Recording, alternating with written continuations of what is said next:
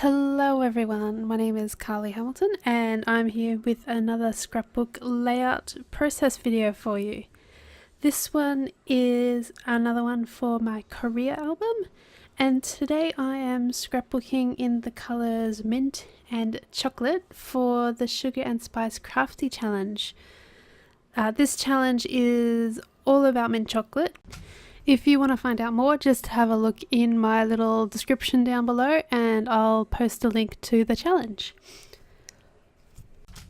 I'm starting this layout with 3 pictures and I'm not really sure how I'm going to do the orientation of these pictures as per usual, so I just start sticking some things down. I've matted this one in the mint colour because I felt it made the picture pop a bit more than what the brown did.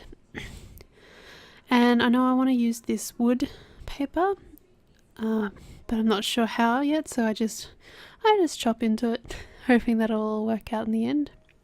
Sometimes I find that if I chop into it, it's easier to make it work. It's a little bit intimidating as a full sheet. So I've chopped off a section there and I've decided I'm gonna do something similar to this, and I'm still trying to find how I'm going to place my other 2 photos on this page. I find it isn't working, so I just move on to something else, and I decide that this needs a bit of a matte just to make it pop a bit more. So I'm sticking it down with my double-sided tape, and there it is, and I think that makes it pop a little bit more. It's a bit more defined on the page now. This paper here is gorgeous. I believe it's from the newest Adhesive Daydreamer collection, and I love it because it's like a map of rambling streets, and that is kind of perfect for these photos that I'm scrapbooking, which are of like a really old style houses in Korea.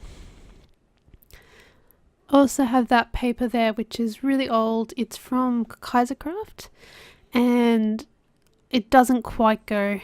It's not quite the right size to mat that for starters, but it's got a bit of blue on the top there, like a blue splatter, and it's not quite mint. So I don't end up using that piece of paper on the page, even though I love it. Now I'm thinking I'm going to put my second pictures up the top there in another cluster, but I find that the balance was off with the 2 smaller photos, so I've decided to discard one of the photos and just go for 2 photos total on this page. I always like to print more pictures than I end up using on my scrapbook layouts, just for this reason. I like to get as many photos as possible on the page, but I find I prefer to have too many than too little. So what I'm gonna do is create like a mini version of the big photo. So I'm half replicating what I've done for the big photo into the top section in the little photo. And I find this creates like a nice balance across the page. And I don't want them to be exactly the same, so I'm thinking of mounting that street map paper behind my wood like section paper instead of in front of like it is for the big one, and I think this works really nice. So there you go, that's going to be the basic layout of how my page goes now, and I think it, yeah, I really like it. It's something different. I don't think I've ever done a page like this before. I usually cluster my photos closer together, and this one I've got them sort of spread out. Before I started this page, I pulled out a whole heap of my mint and brown scraps, so you can see them all there on the side, and I'm trying to go through them and trying to see if I can use them up on this page. I like to try and use up my scraps. I don't think it really works for this page though. I don't get my scraps in there. Oh well, sometimes it works, sometimes it doesn't. Now I really felt I needed to ink the edges of these pieces, and I ink them quite heavily using my Jumbo Java Versa Magic chalk ink. So you can see I'm going over the edges quite heavily. I think they really needed like a brown outline to help them stand out a little bit better from the background, but also it just ties it all in together. It gives it a bit more of a distressed look than a clean look. And now I'm committed to sticking things down, because I think I've got the basic shape of how I want this layout to work, so I'm sticking it down. And I use my double-sided tape.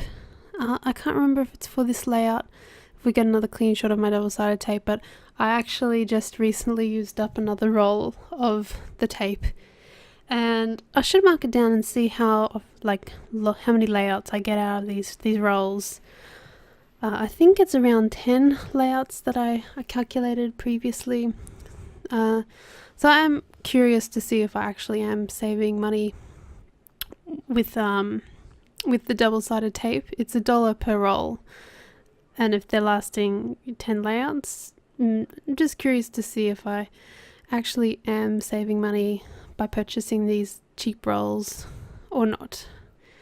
So there we go, I just inked the edge of that one as well. I'm on a new roll. It must have been the previous layout that I ran out of double-sided tape. So this is my layout number 61 for 2014, and it took about an hour and a half, just under an hour and a half, to finish the whole thing, which is quite a long time for me actually. What I'm doing now is flicking through a box I made full of a whole heap of die cuts, but I don't actually pull out anything. Nothing captures my interest there. So I move on to my Mr. Huey's spray. This is in seafoam. So I cover my photo up with a bit of plastic packaging, and then I'm just flicking the seafoam everywhere with no real plan in mind. I know that this I find that Mr. Huey's, it sort of fades into the background. It's not my favourite spray, but the colour goes with this layout. And now to make the whole layout look more cohesive, I'm inking the edge of the background piece of paper, and I find that this really makes the layout pop. It just brings it all together really nicely. I really like that a lot.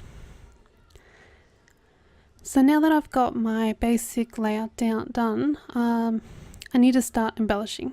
So I've got a little box here that's full of all my brown dimensional things, and I'm pulling out some buttons. I don't have much in that box. And in my next box I've got a couple of more die cuts and stickers and tags and things like that. So I pull out a few things that may go with the layout, some brown things, and I start placing the buttons around the page. I don't know if you've noticed, but I love buttons on layouts. Most of my layouts have a button on there somewhere. I think they're just really easy way to put something on the page to make it a bit more interesting. Now I've got a doily from O'Darling vellum collection. So this is a vellum doily, and I've chopped it in half, and I quite like it there, but again it needs some definition, so I'm inking the edge of this as well. And I'm spending a bit of time getting into those corners of the scallop to make sure that it really pops from the page. And once I've done that, I get out my double-sided tape to stick it down. And what I do with a lot of the papers that I stick on the page, I don't stick them right to the edge so that I can tuck things under. Next, I'm using this really old tag. I couldn't even tell you who it was made by. I know it was part of a travel collection, which is why I got it, and it's flocked. It's from back in the days when flocking was in. And I get a bit of satisfaction scrapping some of these older things because I don't particularly like them a lot anymore. So if I can get them on the page looking good, that makes me happy. And now I'm picking out a few more things to place on the page. I've got some brads from, I think they're from October Afternoon's Travel Girl collection. Now I'm pulling out a few more stickers and things, some Studio Calico there, some October Afternoon Daily Flash chipboard. I love that chipboard. As you can see, I've almost used up the whole packet. It was really good. I'm surprised at how quickly I'm using them up. Now I have a border strip from Dear Lizzie that I'm playing around with. It's from the Polka Dot Party collection, and I really want to use it, but I don't want to use it as a border, so I chop it up and dirty it up a bit to make it go with the page. So I've inked the edge there, and I'm just gonna tuck it there, and then I need it somewhere else on the page just to tie all the elements together. So I'm trying to place that brad somewhere too. So I pick up the strip and I decide I need to stick it in the cluster up the top there. So I chop a bit more off, ink the edges of that one as well, and stick it down. So if you're really stuck on a layout and you're not sure how to bring it all together, one easy way to make a really cohesive layout is to have the same elements or the same style of elements scattered throughout the page. So that way when your eye goes across the page, it sort of rests on these similar elements, making it a really cohesive page. Now I've decided to use another frame from my October Afternoon chipboard here. And what I like to do is I like to flip it over onto the back side and cut it out. That way I can move it around the page and really see where or how it's going to look on that page.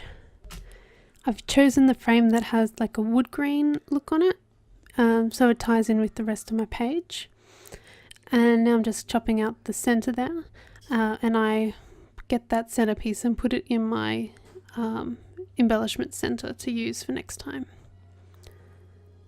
So I try moving it around the page, and instantly I see that I want to chop it in half and put some of it in that bottom cluster and some of it in that top bit of the page as well. So once I find the place for them, I pretty much commit to it straight away and stick it down in both spots. Still not 100% sure where I'm going to stick those buttons, but I've got pretty much the basic layout of how I want them. Now I'm looking at my other elements to see what else do I want to stick down, and I pull out some pop dots, but I'm not ready for them yet. They seem to be something that I stick down last on the page. So now I'm going to put down that brad. I've got a purple foam mat that I use and a pokey tool, and that makes it really easy to poke a hole in your page to push through the brad.